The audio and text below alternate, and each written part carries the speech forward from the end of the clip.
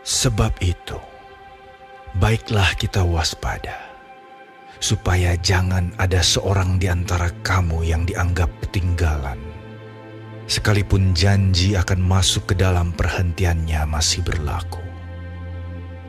Karena kepada kita diberitakan juga kabar kesukaan, sama seperti kepada mereka.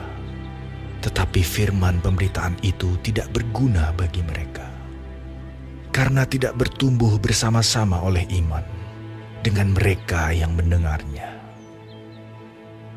Sebab kita yang beriman akan masuk ke tempat perhentian seperti yang ia katakan.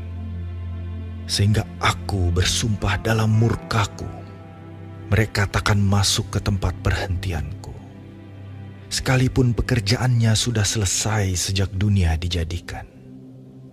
Sebab tentang hari ketujuh pernah dikatakan di dalam suatu nas, dan Allah berhenti pada hari ketujuh dari segala pekerjaannya.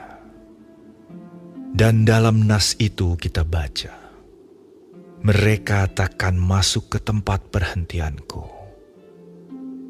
Jadi sudah jelas bahwa ada sejumlah orang akan masuk ke tempat perhentian itu, sedangkan mereka yang kepadanya lebih dahulu diberitakan kabar kesukaan itu tidak masuk karena ketidaktaatan mereka. Sebab itu ia menetapkan pula suatu hari, yaitu hari ini, ketika ia setelah sekian lama berfirman dengan perantaraan Daud seperti dikatakan di atas. Pada hari ini, jika kamu mendengar suaranya, janganlah keraskan hatimu. Sebab, andai kata Yosua telah membawa mereka masuk ke tempat perhentian, pasti Allah tidak akan berkata-kata kemudian tentang suatu hari lain. Jadi, masih tersedia suatu hari perhentian, hari ketujuh bagi umat Allah. Sebab, barang siapa telah masuk ke tempat perhentiannya, ia sendiri telah berhenti dari segala pekerjaannya, sama seperti Allah berhenti dari pekerjaannya. Karena itu, baiklah kita berusaha untuk masuk ke dalam perhentian itu, supaya jangan seorang pun jatuh karena mengikuti contoh ketidaktaatan itu juga. Sebab firman Allah hidup dan kuat dan lebih tajam daripada pedang bermata dua manapun.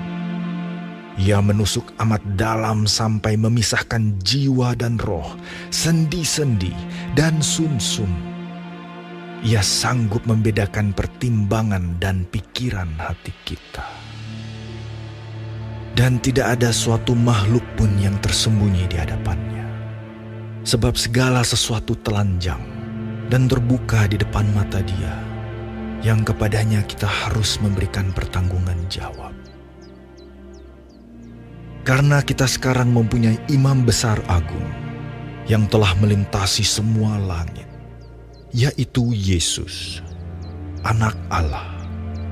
Baiklah kita teguh berpegang pada pengakuan iman kita. Sebab imam besar yang kita punya bukanlah imam besar yang tidak dapat turut merasakan kelemahan-kelemahan kita. Sebaliknya sama dengan kita. Ia telah dicobai, hanya tidak berbuat dosa. Sebab itu, marilah kita dengan penuh keberanian menghampiri tahta kasih karunia, supaya kita menerima rahmat dan menemukan kasih karunia untuk mendapat pertolongan kita pada waktunya.